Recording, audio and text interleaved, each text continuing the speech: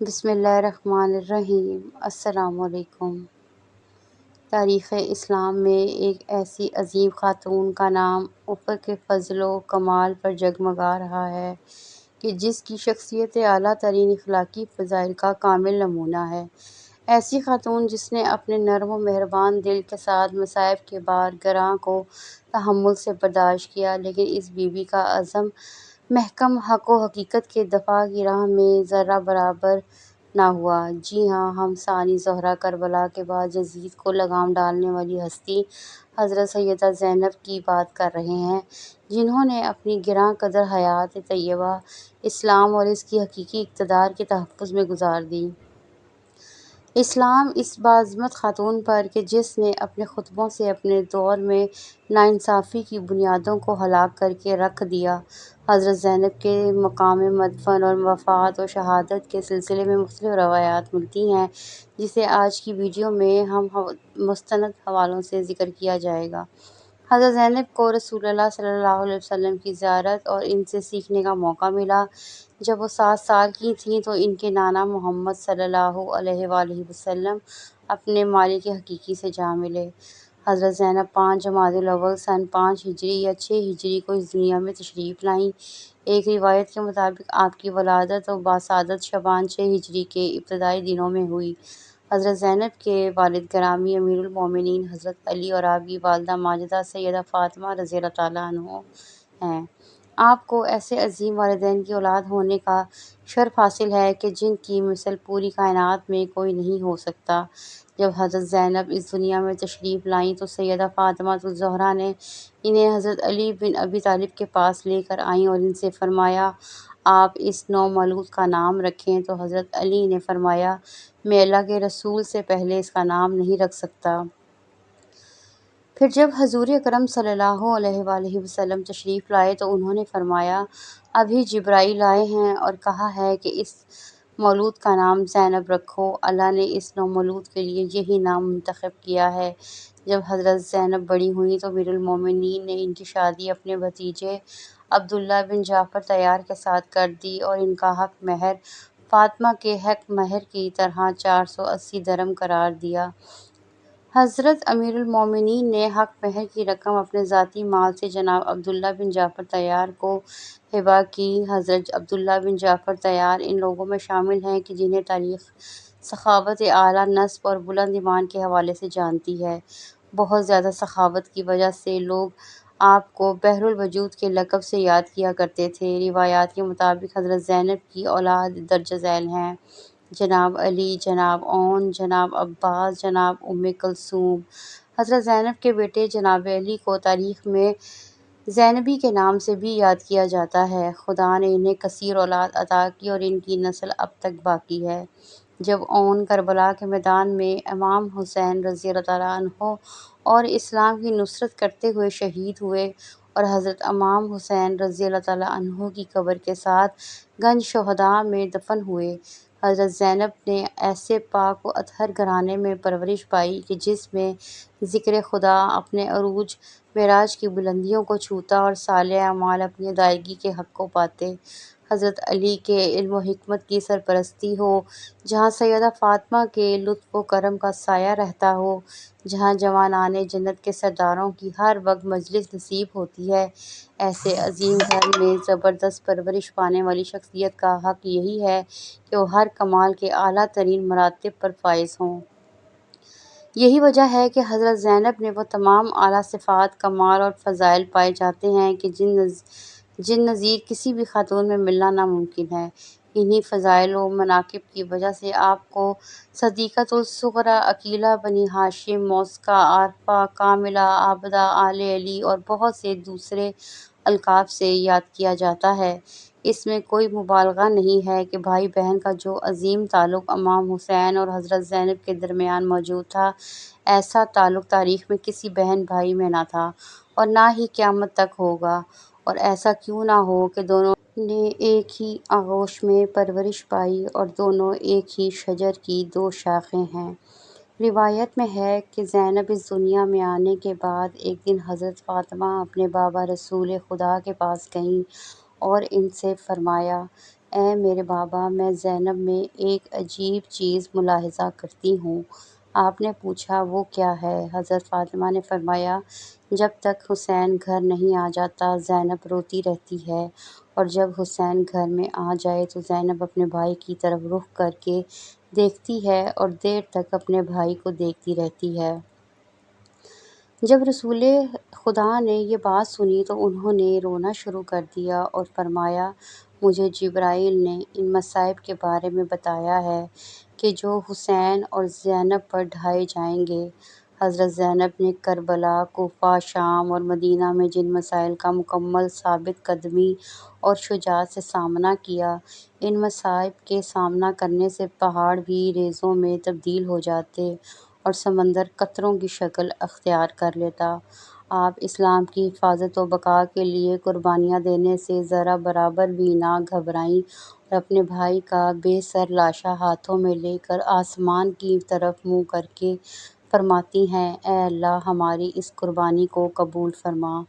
حضرت زینب کی زہد و تقویٰ اور عبادت کے بارے میں تاریخ یوں بیان کرتی ہے کہ حضرت زینب نے کائنات کے مشکل ترین دنوں اور کربلا و شام جیسے مصائب میں بھی کبھی اپنی نماز تہجد کو قضا نہیں کیا۔ حضرت امام سجاد فرماتے ہیں کہ شام جاتے ہوئے میری پھوپھی زینب نے راستے کے تمام تر مصائب کے باوجود بھی اپنی نماز تہجد کبھی قضا نہ کی۔ ایک دن میں نے دیکھا کہ میری پھوپھی بیٹھ کر نماز پڑھ رہی ہیں تو میں نے ان سے یوں بیٹھ کر نماز پڑھنے کا سبب پوچھا تو انہوں نے فرمایا میں بھوک اور کمزوری کی شدت کی وجہ سے بیٹھ کر نماز پڑھ رہی ہوں۔ اس کی وجہ یہ تھی کہ اسران کربلا کو ظالم جو کھانا دیتے تھے وہ انتہائی کم ہوتا، جس وجہ سے بی بی اپنا کھانا بھی بچوں میں تقسیم کر دیا کرتی۔ روایات میں مذکور ہے کہ جب حضرت زینب اپنے بابا کے ساتھ کوفہ میں رہتی تھیں تو اس وقت وہ اپنے گھر میں عورتوں کو قرآن کی تفسیر پڑھاتی تھیں۔ حضرت زینب کے پردے کا یہ عالم تھا کہ یحییٰ مازنی کہتے ہیں کہ میں مدینے میں حضرت امیر المومنین کے پڑوس میں رہتا تھا، لیکن خدا کی قسم نہ تو میں نے کبھی حضرت زینب کو دیکھا اور نہ ہی کبھی ان کی آواز سنی۔ جب حضرت زینب اپنے نانا رسول اللہ کی قبر کی زیارت کے لیے جاتی تو رات کے وقت گھر سے نکلتی۔ ان کے دائیں طرف امام حسن، بائیں طرف امام حسین، ان کے آگے حضرت امیر المومنین حضرت علی خود چلتے، اور جب وہ قبر کے قریب پہنچتی تو حضرت علی آگے بڑھ کر چراغ کو بجھا دیتے۔ ایک دفعہ امام حسن نے اپنے بابا سے چراغ بجھانے کا سبب دریافت کیا تو امام علی نے فرمایا میں نہیں چاہتا کہ کسی کی نظر تمہاری بہن زینب پر پڑے۔ حضرت زینب کو ایسے المناک اور پردہ کا مصائب کا سامنا کرنا پڑا کہ جس سے کم سن بچے کے بھی بال سفید ہو جاتے، مگر کائنات کی اس عظیم بیٹی نے اپنے تمام عزیزوں کو یکے بعد دیگر شہید ہوتے ہوئے دیکھا۔ رسول خدا اور اپنی والدہ حضرت فاطمۃ الزہرا کی رخصت کے بعد پھر اپنے بابا حضرت امیر المومنین حضرت علی کے سر پر لگنے والے ضربت اور شہادت کا دکھ برداشت کرنا پڑا۔ اس کے کچھ عرصے بعد اپنے بھائی امام حسن کی شہادت اور ان کے جنازے پر لگنے والے تیروں کو دیکھا، اور پھر کربلا کے میدان اہل بیت رسول پر ہونے والے کائنات کے سب سے بڑے مظالم کی گواہی بنی، اور رسول اللہ کی نواسی ہونے کے جرم میں قید و بند کی مصیبتوں کو برداشت کیا، لیکن ان تمام مسائل کے باوجود اپنے موقف پر ایسے ثابت قدم رہیں کہ پہاڑ اپنی جگہ سے ہلتے ہیں تو ہل جائیں، لیکن رسول اللہ کی نواسی کی ثابت قدمی میں ذرا برابر فرق نہ آیا۔ کاٹنا اپنی گفتار اور سیرت میں ایسی شجاعت اور دلیری سے کام لیا کہ لوگوں کو حضرت علی بن ابی طالب کی شجاعت یاد آ گئی۔ صبر، علم اور دانائی میں اپنی والدہ حضرت فاطمہ کی شبیہ بن کر تاریخ کی صفات پر ظاہر ہوئیں۔ حضرت زینب نے اپنے وقت کے سب سے بڑے امروں اور فرعونوں کے سامنے یوں گفتگو کی کہ آج بھی لوگ سوچتے ہیں کہ اپنے تمام عزیزوں کی شہادت اور اتنی زیادہ مشکلات کا سامنا کرنے کے بعد بھی ایک خاتون کس طرح سے ایسے عظیم خطبے دے سکتی ہیں۔ حضرت زینب نے اپنی قوت گفتار کے ذریعے کوفہ و شام میں ہر بولنے والے کو خاموش کروا دیا اور اپنے خطبوں کے ذریعے سیدنا حسین کی مظلومانہ شہادت اور اہل بیت رسول کی عظمت کو دنیا تک پہنچایا۔ یزید اور اس کی طرح کے موجودہ اور سابقہ ظالم حکمرانوں کی منافقت اور اسلام دشمنی کا پول دنیا کو سامنے کھول کے رکھ دیا۔ یہ حضرت زینب کے کوفہ اور شام میں دیے گئے خطبے ہی تھے جنہوں نے یزیدی حکومت کی جڑوں کو ہلا کے رکھ دیا اور یزید ملعون جیسا دشمن اسیران کربلا کو بالآخر واپس مدینہ بھیجنے پر مجبور ہو گیا۔ حضرت سیدنا حسین کے المناک شہادت کے بعد حضرت زینب کی آنکھوں سے نہ تو کبھی آنسوؤں کا بہنا رکا اور نہ ہی ان کے غم میں کوئی کمی آئی اور نہ کربلا اور کوفہ اور شام میں لگنے والے دل کے زخم محو ہوئے۔ روایت ہے کہ جب حضرت زینب نے 62 ہجری کو مدینہ سے شام کا سفر کیا تو راستے میں اس درخت سے گزریں کہ جس میں ظالموں نے اسیران کربلا کا قافلہ لاتے ہوئے حضرت سیدنا حسین رضی اللہ تعالیٰ عنہ کا سر اقدس لٹکایا تھا۔ اس درخت کا دیکھنا تھا کہ وہ تمام مصائب پھر سے آنکھوں کے سامنے آ گئے جن کو حضرت زینب نے دیکھا تھا اور کربلا کے دیے ہوئے تمام زخم دوبارہ ہرے ہو گئے۔ حضرت زینب اپنے بھائی امام حسین کی شہادت کے تقریباً 2 سال بعد 15 رجب المرجب 62 ہجری کو اپنے خالق حقیقی سے جا ملیں۔ آپ کی قبر کے بارے میں سب سے قوی اور مضبوط روایت یہی ہے کہ کربلا سے مدینہ پہنچنے کے بعد کچھ ہی عرصے بعد آپ نے وہاں قیام کیا اور پھر محرم 62 ہجری میں آپ نے پھر سے اپنے بھائی امام حسین کے مشن کو دنیا عالم میں پھیلانے کے لیے اس وقت کے دارالخلافہ دمشق کا رخ کیا۔ یزید کو جب آپ کی دمشق میں موجودگی اور یہ پتہ چلا کہ سیدہ زینب یزید کے خلاف عوام الناس کی عورتوں کو خطبے دے رہی ہیں تو اس نے آپ کو زہر دلوا کر شہید کیا، جبکہ کچھ روایات میں آیا ہے کہ آپ کو محل میں نظر بند کیا گیا جہاں پھر آپ کی وفات ہوئی، جبکہ ایک روایت یہ ملتی ہے کہ آپ مدینہ سے ابھی دمشق کی سرحد پر ہی پہنچی تھیں اور آپ اپنے کربلا سے دمشق اور دمشق سے مدینہ کے اذیتناک سفر کو یاد کر کے اتنا روئیں کہ آپ کی روح پرواز کر گئی۔ اسی لیے دمشق موجودہ شام میں ہی آپ کو دفنایا گیا۔